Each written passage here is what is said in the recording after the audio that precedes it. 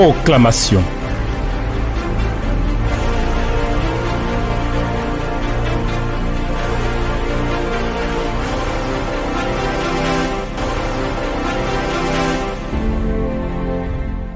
Tu es le Maître, tu es le Dieu unique et véritable, tu es le Seigneur, tu es le Roi de gloire. Ton autorité, ta puissance, ta force, ta grandeur sont sans comparaison. C'est pourquoi nous avons la joie de nous appuyer sur toi. C'est pourquoi nous avons la joie de mettre en toi notre confiance. Honneur à toi, Dieu véritable. Honneur à toi, Seigneur des Seigneurs. Seigneur, voici, nous sommes à ce rendez-vous de la proclamation de ta parole. Merci pour la grâce que tu nous apportes. Merci pour le secours de ton esprit, mais surtout, merci pour ta parole que tu pousses à son accomplissement. Par le nom de Jésus notre Seigneur. Amen. Frères et sœurs en Jésus-Christ, je vous salue. Vous êtes bénis, vous savez que vous êtes bénis. Vous savez aussi que Dieu est avec vous. Vous savez que le Seigneur est votre appui, il est votre ressource, il est votre haute retraite. Quoi qu'il en soit, quelque situation de la vie qui se présente à vous, vous savez que vous pouvez vous appuyer sur l'Éternel et en sortir victorieux. C'est pourquoi je voudrais ensemble que nous fassions une incursion dans ce qu'on peut appeler des épisodes difficiles de la vie et voir qu'est-ce que la parole nous propose en termes de réaction du Seigneur. Nous allons lire Ésaïe chapitre 38. Nous allons lire le verset 1 jusqu'au verset 6. Ésaïe chapitre 38, verset 1 à 6. Voici ce qui est écrit. En ce temps-là, Ézéchias fut malade à la mort.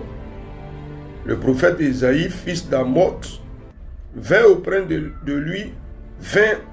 lui et lui dit, « Ainsi parle l'Éternel, donne tes ordres à ta maison, car tu vas mourir et tu ne vivras plus. » Ézéchias tourna son visage contre le mur et fit cette prière à l'Éternel.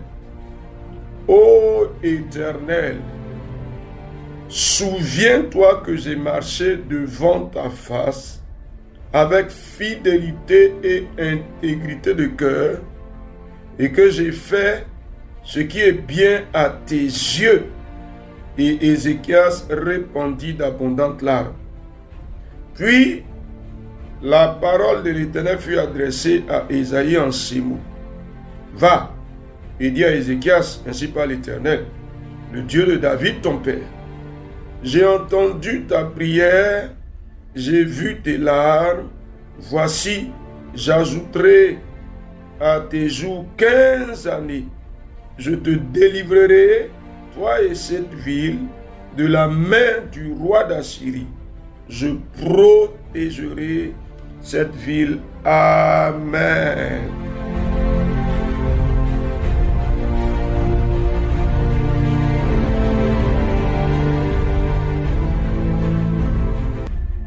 Ah oui, cher ami, vous savez, il y a beaucoup de situations de la vie qui nous arrivent.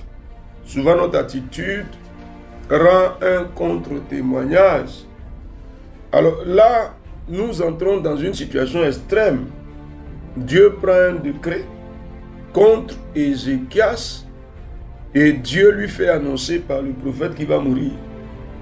En nous arrêtant juste à là, on voit même que même si Dieu avait arrêté par devant lui une décision contre nous parce que nous avions posé une action contraire à sa volonté, ça peut changer. Alléluia. Ah oui, vous savez, ça peut changer. Ça peut changer, ça peut changer.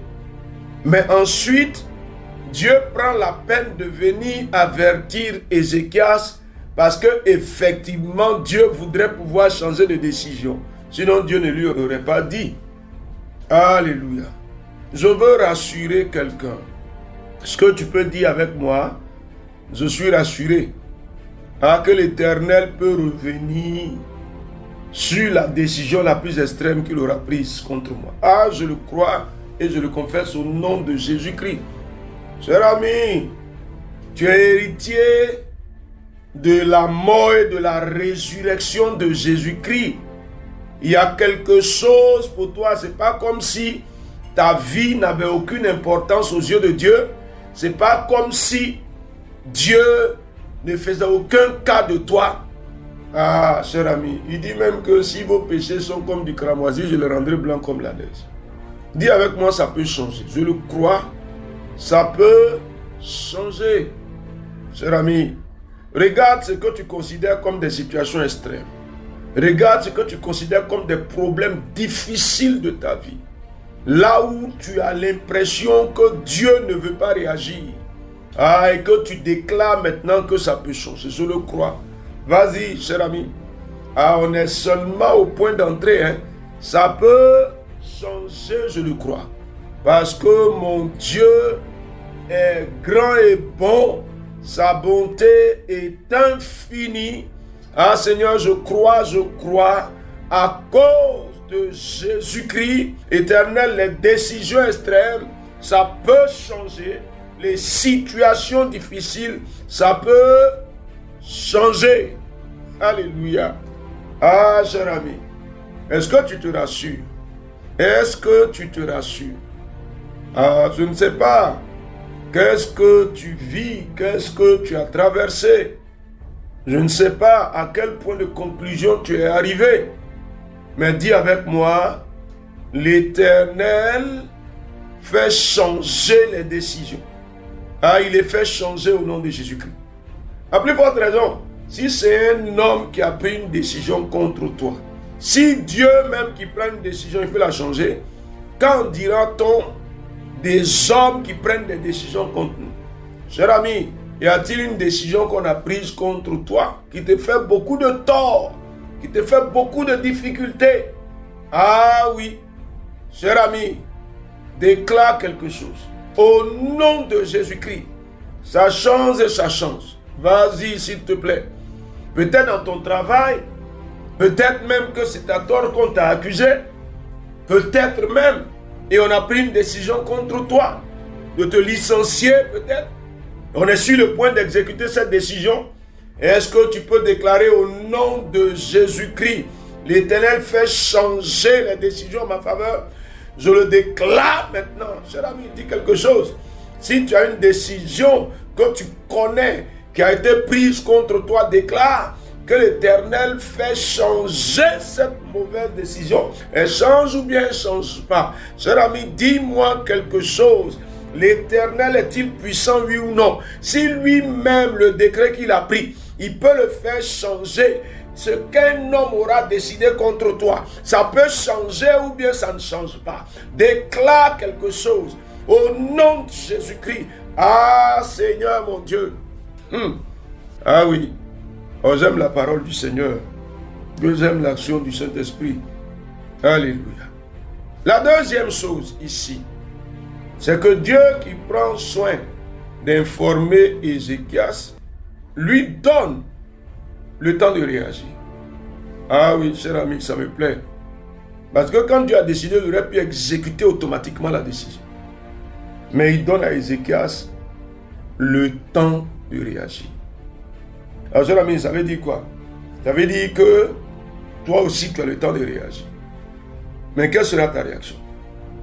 La réaction d'Ézéchias ici, c'est aucun commentaire, aucune plainte, aucun murmure, mais plutôt la prière. Ah, tu comprends? Donc tes plaintes font quoi? Elles s'arrêtent. Au nom de Jésus-Christ, face aux situations difficiles, les plaintes s'arrêtent. Dis-moi quelque chose. Les murmures s'arrêtent. Les récriminations s'arrêtent. Je le déclare. En ce qui me concerne, ça s'arrête, Seigneur. Ça prend fin. Je dis non aux plaintes, aux murmures. Je dis non. Ça s'arrête. Par le nom de Jésus de Nazareth. Oh Dieu, ça s'arrête. Ça s'arrête. Ah Dieu des cieux. Les plaintes s'arrêtent. Les murmures s'arrêtent. Les accusations s'arrêtent. Au nom de Jésus-Christ. Et donc, qu'est-ce que tu fais? Ah, je prie. Et l'Éternel m'exauce. Psaume 65, vers 3. Il dit, oh, toi qui écoutes la prière, tous les hommes viendront vers toi. Jérémie chapitre 29, il dit, vous m'invoquerez et je vous exaucerai. Cher ami, ça te concerne? Ah, dis-moi quelque chose. Je m'affermis et je me fortifie dans la prière. Au nom de Jésus-Christ. Ah, vas-y, dis-le. Ézéchias a eu la force d'aller prier. Il aurait pu être découragé. Il aurait pu être affligé. Ah, cher ami, mais non, il n'a pas été découragé, il n'a pas été affligé. Il a cru que quelque chose était possible avec l'Éternel et il s'est mis à la prière. Et toi, je m'affermis dans la prière, je me lève dans la prière, je me tiens devant l'Éternel. Il entend ma voix et il fait quoi? Il décide en ma faveur. Ah, l'Éternel a dit à son prophète, retourne. Après la prière d'Ézéchias, retourne. Il va dire à Ézéchias 15 ans supplémentaires. Un temps de grâce. Cher ami. Ah, l'Éternel exauce ma prière. Il me donne un temps de grâce. Alléluia. C'est pour toi ou bien c'est pas pour toi? Ah, je veux t'entendre parler. J'invoque l'Éternel. Il exauce ma prière. Et il me donne un temps de grâce. Et il me donne un temps de grâce. Je le déclare au nom de Jésus-Christ. Ah, cher ami, un temps de grâce. La faveur de Dieu passe pour moi. La bonté de Dieu se lève en ma faveur. Ah, éternel, éternel. Maintenant, tu peux le déclarer. Tu peux le déclarer. Ah, la crise est changée et la grâce arrive. Ah, cher ami, il faut le déclarer. La crise dégage et la grâce arrive. Et la faveur se manifeste. Et la bonté de Dieu se manifeste. Au nom de Jésus-Christ, je fais l'expérience de la bonté de l'Éternel. Et mon cœur se réjouit dans ce Dieu fidèle et véritable. Oh, tu peux le bénir s'il te plaît. Il faut lui rendre grâce. Parce que Dieu provoque des changements en ta faveur. Dieu fait bouger les situations. Ah, il le fait pour toi. Il le fait pour toi. Rends-lui grâce, mon âme te bénit. Rends-lui grâce, mon être entier te loue pour la fidélité avec laquelle tu agis à mon égard. Béni sois-tu, Seigneur. Au nom de Jésus-Christ. Amen. Alléluia. Oh, j'aime la parole de Dieu. Elle est tellement si précieuse pour nous. Isaïe chapitre 38, versets 1 à 6. C'est pour toi, s'il te plaît. Vas-y et travaille avec l'Éternel et tu verras sa bonté. Au nom de Jésus. Amen. Proclamation. Dieu bénisse votre journée.